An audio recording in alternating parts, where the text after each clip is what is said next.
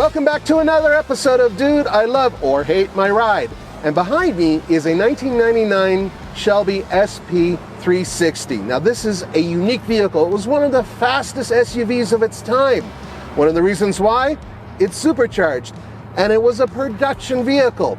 And we brought with the owner of this vehicle, Joe. Joe, come on in here. Hi. We got a lot of answers and we got a lot of questions in reverse order. And we're gonna go over why you bought this vehicle, what do you think of it, what it's like to drive and live with. How's that sound to you? Sounds great. All right.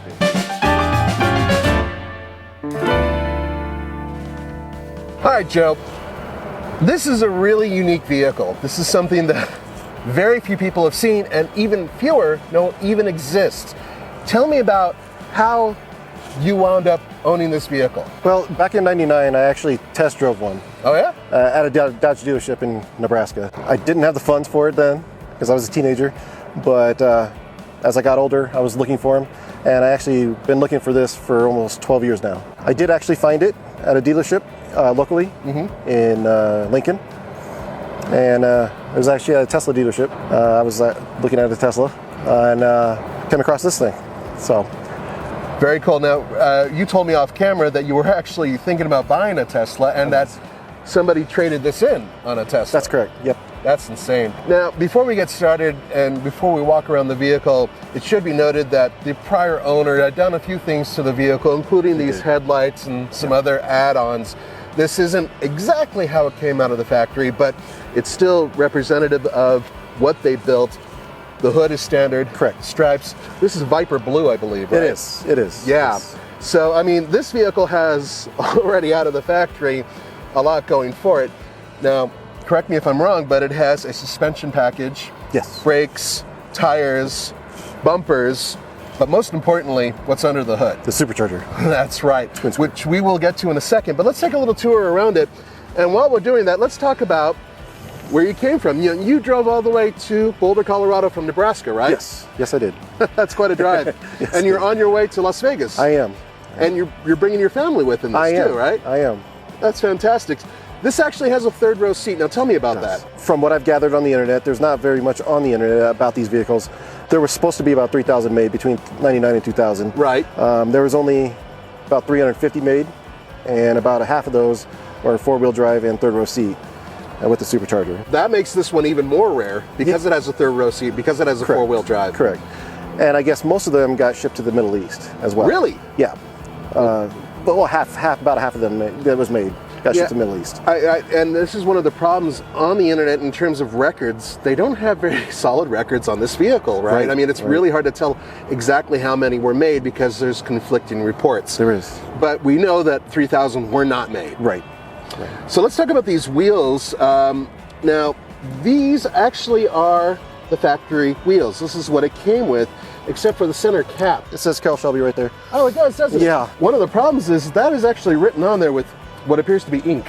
I don't know what it is. I thought it was etched. Right. But it does come off. Got to be real careful when you're wiping it to make sure it doesn't come off. Okay, let's work our way to the back because this is sort of interesting.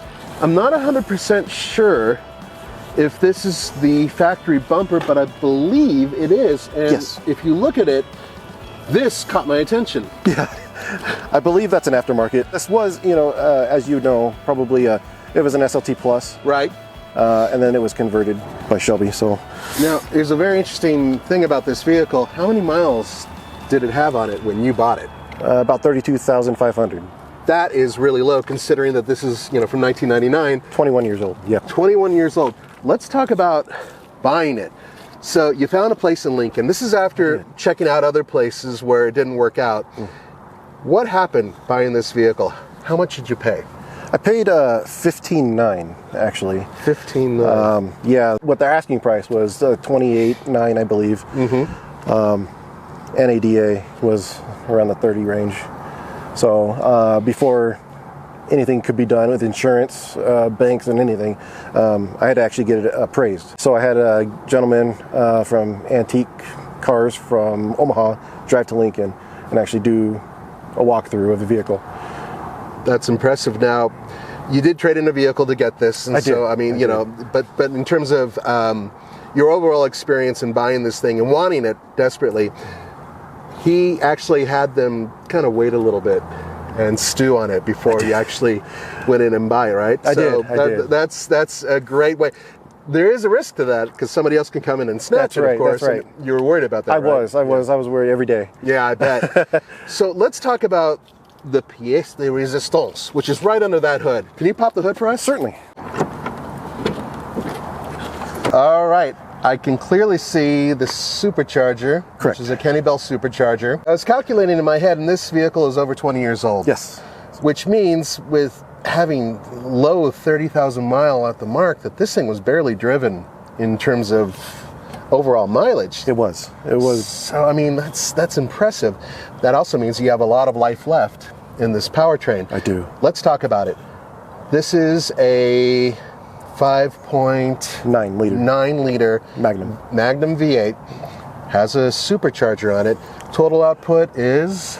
Well, it's a 360 cubic inch 5.9 liter Magnum. Mm-hmm. And I believe the horsepower at the time was 230. And then with the supercharger, we're looking at 360. So right, matching the same numbers. That's why it's called the SP360. 360. But it was also computer optimized for this vehicle. So you also get the mileage, you also get fuel efficiency, and you get the power when you want it. So I found out this thing runs about 6 pounds of boost. This came with it, but this, I believe, was put in from the previous owner. Oh, okay. Yeah, I can see it. This definitely looks like it's aftermarket. Yeah. How did he get it in there? I think he removed the battery and everything. Yeah, he really had to move things around. So the curious thing about this is that, we're talking about a powerful engine. Was it a 4-speed automatic transmission that's hooked up to this? Correct. And this has 4-wheel drive. 4-wheel, yep. So it actually has a low range. It does. It really does. So you could take this off-road. I have. Have you? Well, sort of. Come on. Tell me about it. No. I haven't taken it mudding or anything. I really want to. I just haven't found a place to do it yet. You are in Colorado right now. I am. I can point to many places that you can go. Although, being that you have to take your wife and child to Las Vegas from here and then get all the way back home, you might want to have Roman or Tommy suggest a place. The places I talk about have big boulders. Moab? Moab would be awesome. Let's talk about gas mileage. You said that this thing is pretty efficient. So surprisingly, on the way here, I've been getting about 400 miles to the tank. Really? Yeah. And what does the tank hold, do you think? I think about 23 gallons, 24 gallons. Okay, so you've been floating around the 20 mile per gallon range. Yeah. Give or take. Without staying out of the boost. Why don't we fire this thing up and hear that supercharger whine? Certainly. All right. Before we go. Oh, okay. Yeah, that's right. Look at Number this. 68. Okay, so let's fire this thing up and hear how it sounds.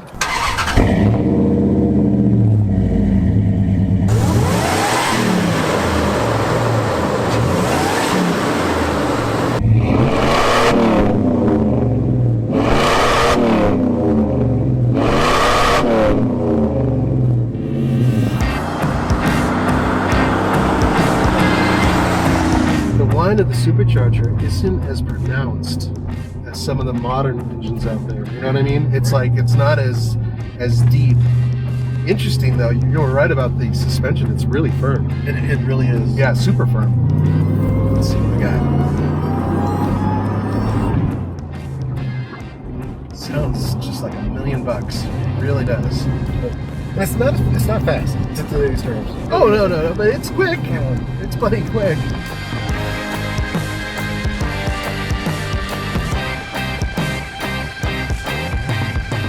Now, it's not just unique on the outside and the engine, it's also unique on the inside. It looks like that there are 4 sport seats in here that are autographed. I think that steering wheel's unique. It is. What about this pod here? Those are unique as well. With Shelby, he did the fuel pressure, I believe, and then the boost is the top one. Interesting. So the boy racer thing right there came right from Shelby. Yeah. So these seats look like they are racing seats. Are they comfortable? They are. They're surprisingly comfortable, yeah. Also looks like there's a special plaque right there in the center console. There is. The plaque matches the one under the hood. Is there anything else I'm missing? It looks like maybe the glove compartment kind of looks a little unique as well. They did do full carbon fiber. So this is real carbon fiber that's around the trim and everything else as well, huh? Yep. Do you think that makes any difference in the weight? It might. I don't know. I had to ask. 4,900 pounds, I think. Okay, so it's not exactly a lightweight, but that's okay with all that power, right? Right. Gotta know, what do you love and what do you dislike about this vehicle? Well, what I love about it is the horsepower. I love the whine, the supercharger whine, and I never get sick of that. And the exhaust. I love the way it handles. It's just rough. When you hit bumps and everything else, it's rough. A really tight suspension, isn't it? It really is, but you can hug a corner with it, and even though it's 4x4, in the two-wheel drive versions, they lowered it 4 inches. Ah, okay. But in these ones, they kept them standard height. Right. But you put it in 4-wheel drive and it will hook up. I think it'll beat that 7 seconds, I think. 0 to 60. I don't like that it doesn't have the stuff that my Aspen had. It doesn't have a backup camera. It doesn't have a remote start. I really miss that, especially in the wintertime. Right. And the fact that when I take it out, a lot of people speed up to try to catch up to me. Or, if I'm trying to run into a store real quick, I have to explain a lot. But that's okay, because that's why I'm driving it. Well, I'm driving it to let everybody know about the SP360. And that's the thing. This is your first classic vehicle, isn't it? It is. It is my first classic, yes. So that's another thing, I guess you could say, that it's something you kind of want to do, so you don't mind being an ambassador for this vehicle. Correct. Yes. Oh, okay. Now, there are a couple other things. First of all, you do have a family. You did bring them with. I did. And how do they like it? Well, my daughter hated it. She loved the Aspen because it was bigger. This does have a video, little 6-inch screen, I think. But it had a VHS player. Oh, well, wow. So back in the 90s, right? That's what it was. Didn't come with the optional second row console, so there's just bars there. I see. And she hurt herself on her knee, so she just said she didn't like it. But after a little while, she warmed up to it. She loves it now that we go to car shows and stuff like that. Okay, guys, I bet you're wondering why there are holes here and why this is here. Simple reason, the former owner towed this behind an RV. That's why it's on here. I think that's really cool because for those of you who know these types of products and you want to tow it to a show, putting it on a trailer may be prohibitive, so you're able to hook up a component here and tow it.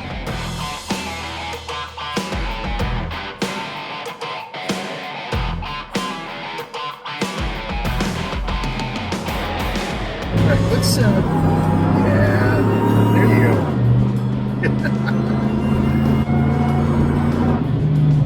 Nice. Isn't that fun? It's not like a slug in your chest, or anything like that. Yeah, it's interesting. The boost in the steering, I think, is the same as the Durango, the regular one, but you're so flat when you corner by comparison. It's a very different sensation. It is. It really is. It really is. The seats are great. I like the seats. They hold you in place. Yeah, but they don't hold. They don't dig. No, and that's what I was worried. I'm a big guy, so I was worried about them digging into my ribs or something like that. Yeah, this is a fascinating vehicle. It's an interesting. It's kind of like a little bit of a footnote in history that a lot of people don't, realize exists. Right.